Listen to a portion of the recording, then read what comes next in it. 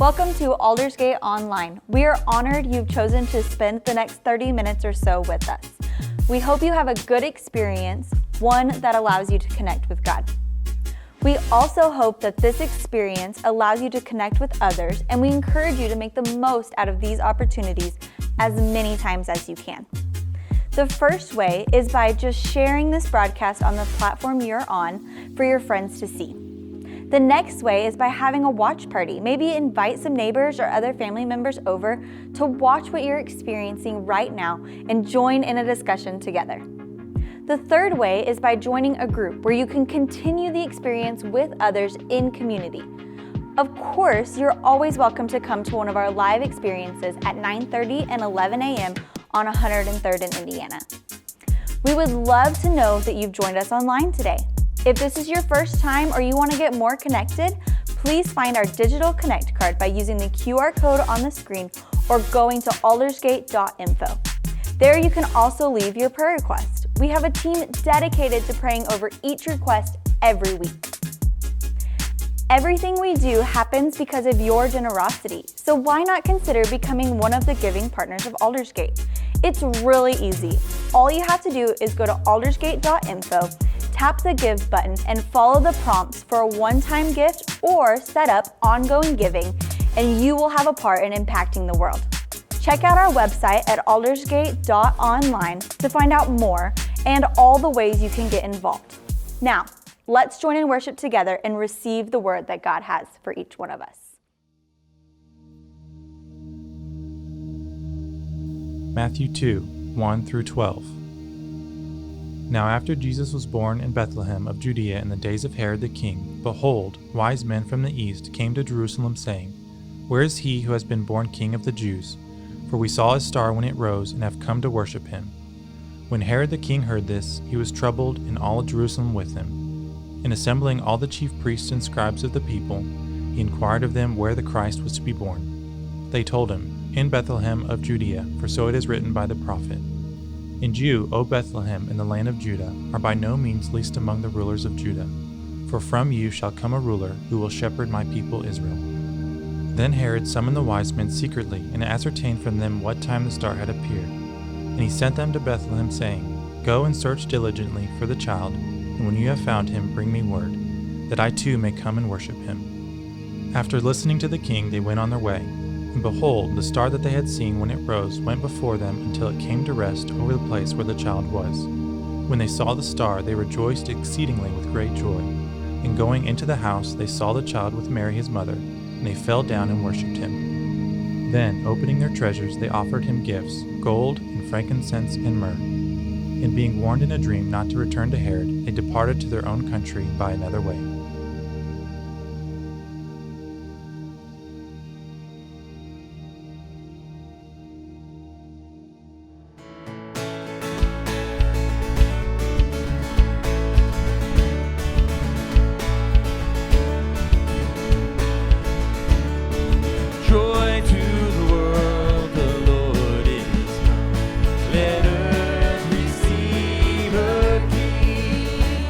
Let every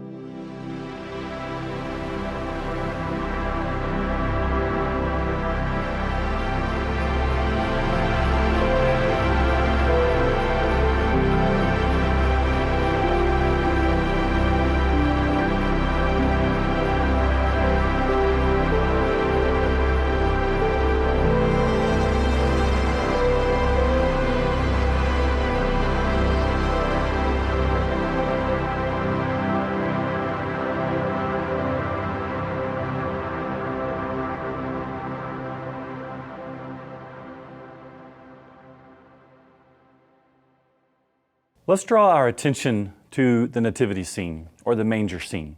You probably have one of these set up in your house, maybe 2 or 3. I know we usually have 2 or 3 set up in our house around Christmas time. Regardless of what yours looks like, and by the way, can I see what yours looks like? Can you snap a picture and send it to me? I would like to see what it looks like. But regardless of what it looks like, they probably all have the same cast of characters. We have the star of the show, Jesus, who's in the manger or a crib, which was a feeding trough, which was where he was born because there was no room for him in the inn. And of course, his parents, Joseph and Mary, there surrounding him is usually how we have it set up in the nativity scene. And we have the typical cast of animals. You see a sheep and some ox and some camel and maybe a donkey. And then the shepherds, because we know the shepherds were the first one to get the story, and so they came to see Jesus. In fact, they were the very first visitors to come and see Jesus. And then we typically have these 3 what we call wise men in the nativity scene. And the wise men came from the east, we're told, and they came to bring gifts to Jesus. In fact, we find the story of the wise men in Matthew chapter 2. In Matthew chapter 2, verse 1, it says, "Now after Jesus was born in Bethlehem of Judea in the days of Herod the king, behold, wise men from the east came from Jerusalem," or to Jerusalem.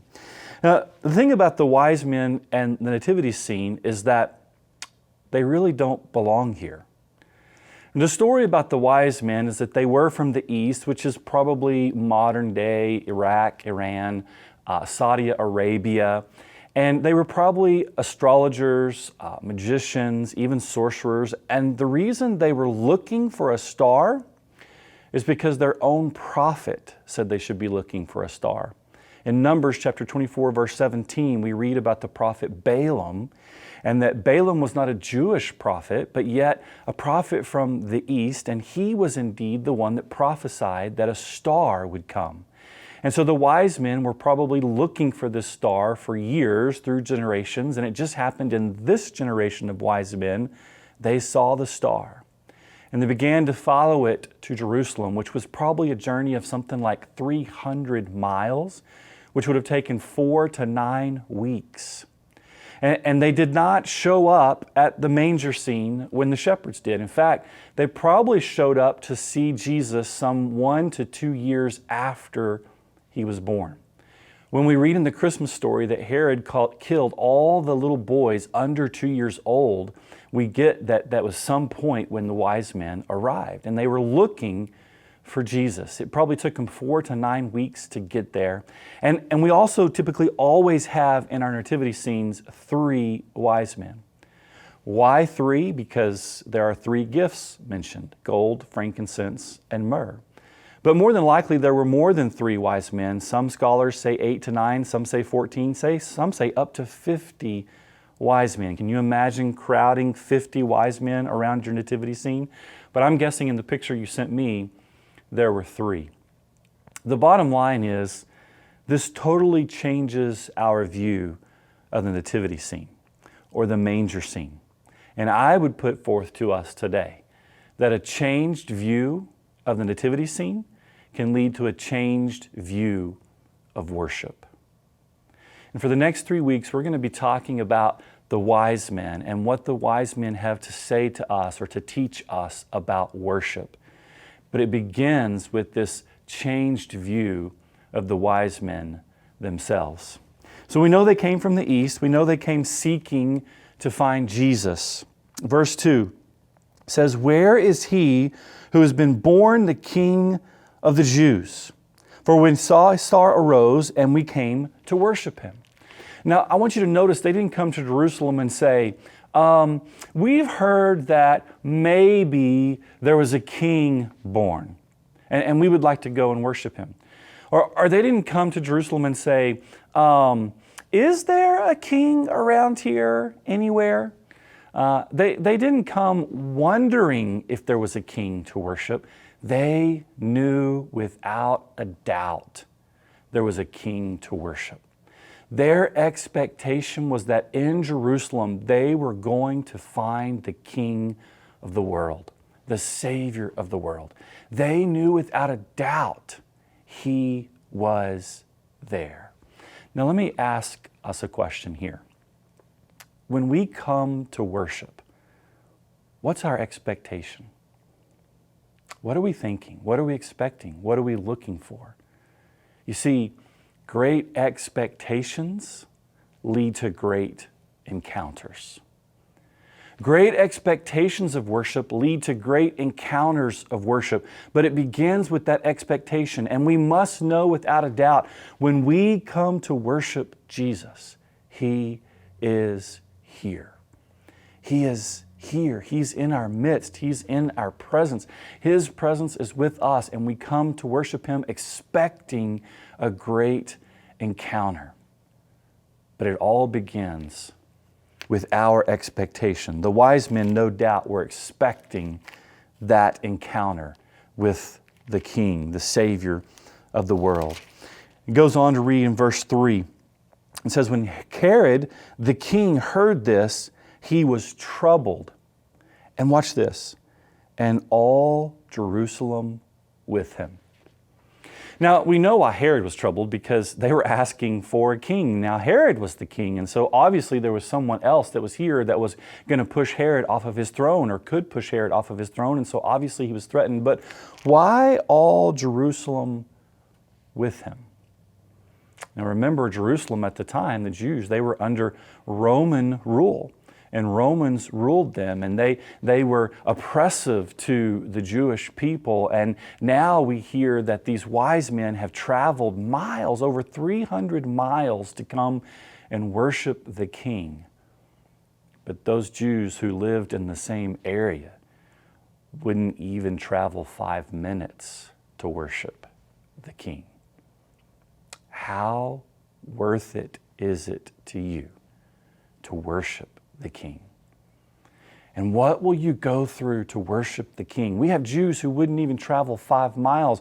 We have wise men who came over 300 miles. How worth it is it to you to worship the King? So Herod, he was kind of trying to get information from him, because he wanted to devise this wicked plan to get to Jesus and to kill Jesus before the wise men could get to him. And so the wise men continued on their way. They continued to follow the star. And we read in Matthew chapter 2, verse 10, when they saw the star, they rejoiced exceedingly with great joy. When they were about to have this encounter with Jesus, the King, the Savior of the world, they were filled with this exceedingly great joy. Not just joy, not just great joy, but exceedingly great joy. Now, how do you approach your encounter with the King? How do you approach your worship of the Savior of the world? How do you come into church on Sundays, or gather in your living rooms, or whatever it is you might do to worship the King? Do you have joy, great joy, or exceedingly great joy? The image here is an image of Christmas. It's the image of kids at Christmas, like kids on Christmas Eve night who can't wait to wake up on Christmas morning. They have this exceedingly great joy, so exceedingly they can't even sleep on Christmas Eve night. Every parent knows, just go to bed, right? That's the expectation that Jesus has of us when we come to worship. It's the expectation of an expectant parent, those who are waiting to welcome a baby into this world just as Jesus was born into this world. This expectation of the arrival of a baby. I remember when Amy was pregnant with our second, and he was born a week late, and she was so ready to give birth. We were so excited for his arrival. And I remember that week before he was born, and she went for a follow-up appointment with the physician, and she literally packed her suitcase, went to the doctor's office and said, I'm not leaving here until you send me to the hospital till we have this baby. That's exceedingly great joy.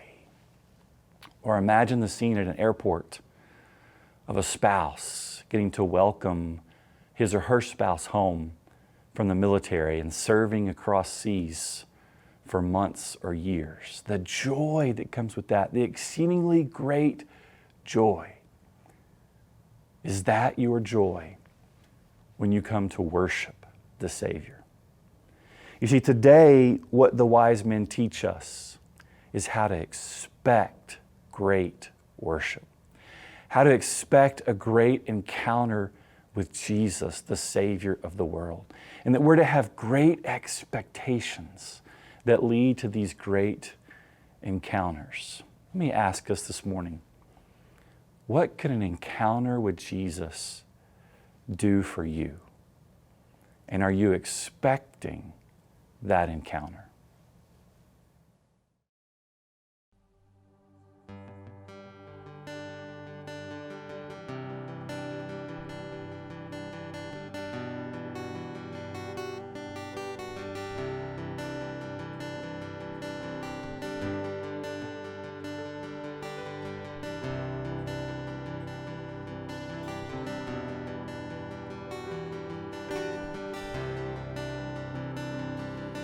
As the Spirit was moving over the water, Spirit, come move over us.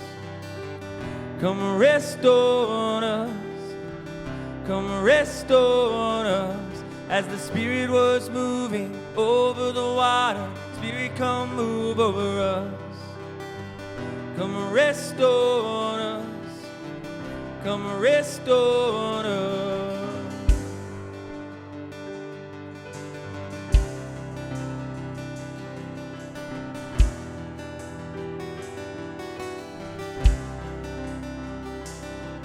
As the Spirit was moving over the water, Spirit, come move over us. Come rest on us. Come rest on us. As the Spirit was moving over the water, Spirit, come move over us. Come rest on us. Come rest on us. Calm down, Spirit, when you move, you make my heart pound. When you fill the room, you're here and I know you're moving. I'm here and I know you'll feel me. Calm down, Spirit, when you move, you make my heart pound. When you fill the room, you're here and I know you're moving. I'm here and I know you'll feel me.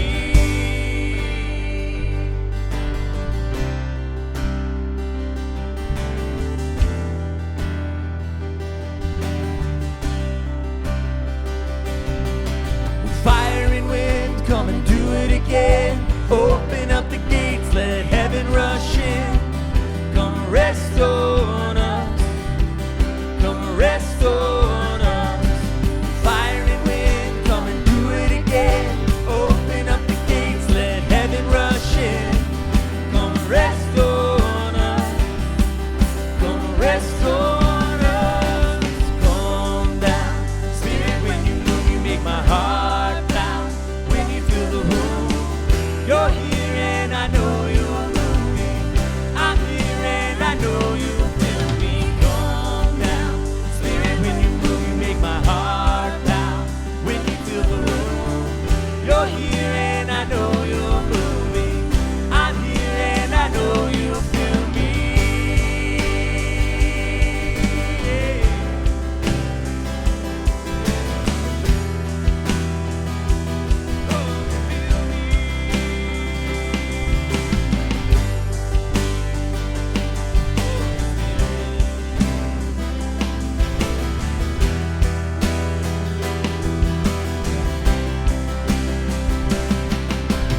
Holy Spirit, come rest on us.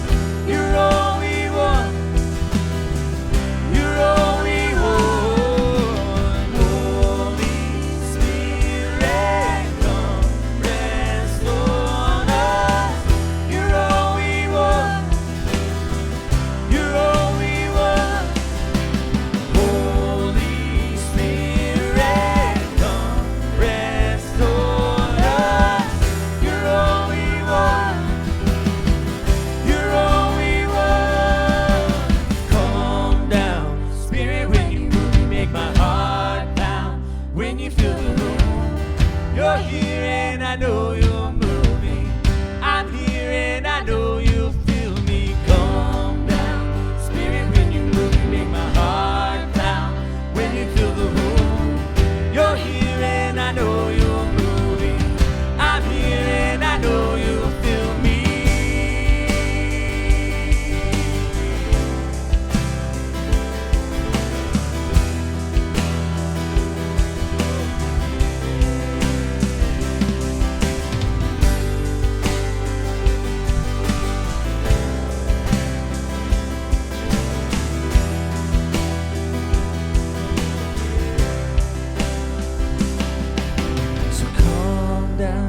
Spirit, when you move, you make my heart pound.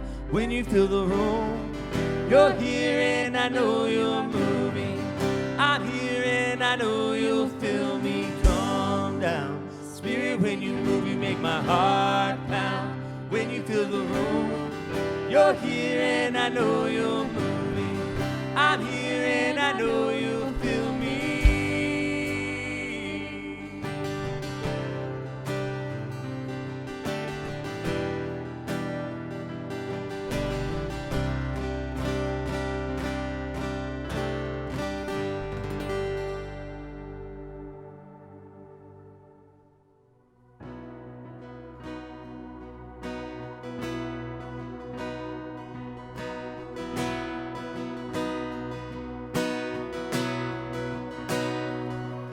I will sing of your goodness, I will sing of your love. Though the seasons come quickly, you have always been enough. Though the night may get darker, though the waiting seems long, you have always been faithful to remind me of your love. You are good. In the morning I'll sing, you are good. In the evening I'll sing, you are good. You are good to me.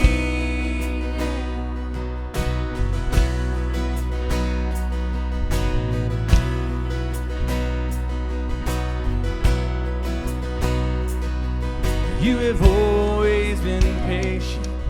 You have always been kind. You're consistent through the ages. Oh, what a friend of mine. So I remind my soul to bless you, standing firm upon your truth, knowing you cannot be shaken, 'cause I've seen what you can do. Oh, you are good. In the morning I'll sing, you are good. In the evening I'll sing, you are good.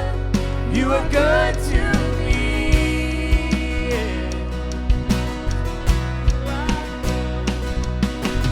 You are good. In the morning I'll sing, you are good. In the evening I'll sing, you are good. You are good to me.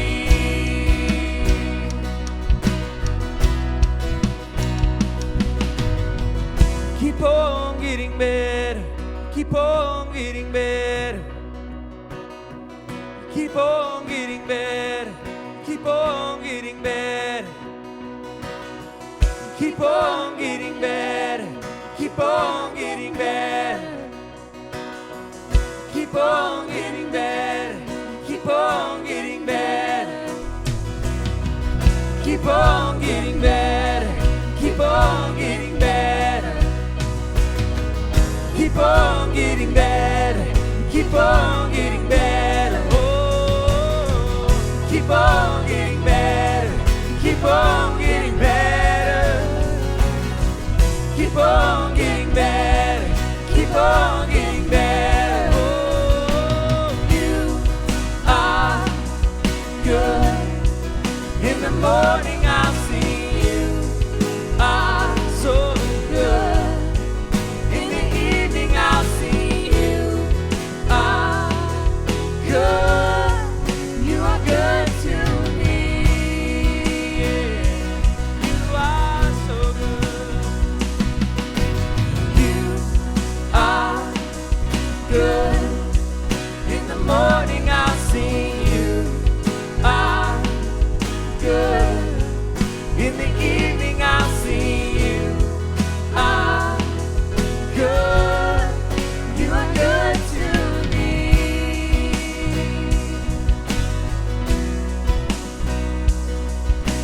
You are good. In the morning I'll see you are good.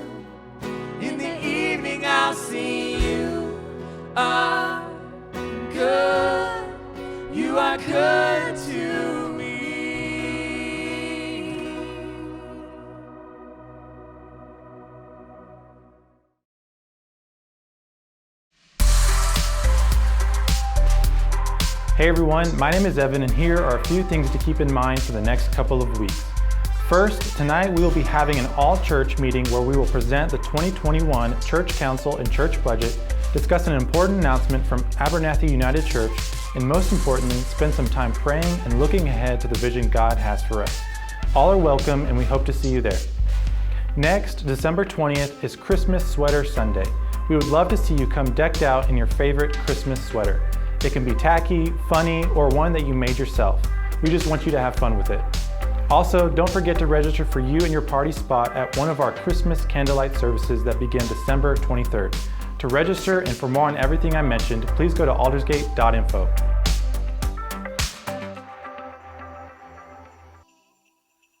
We are so glad that you've joined us today, and as we have heard from Pastor Ryan and taken maybe a little closer look at that nativity scene and just been able to maybe process some different ideas. And we just want to really encourage you that I sit there and I listen to that message of the things that I'm expecting when it comes to Christmas, and am I really expecting that encounter with Jesus? And I think about times that I walk in with expectations. I walk into a movie, or I walk into a store, or I walk into a house of some event that's going on, and maybe there's just a little bit different level of excitement because I'm truly expecting something to happen. And we just want to encourage you that as we dive into this Christmas season this year, that you really are looking for that encounter with Jesus, and that you're expecting big things because of that.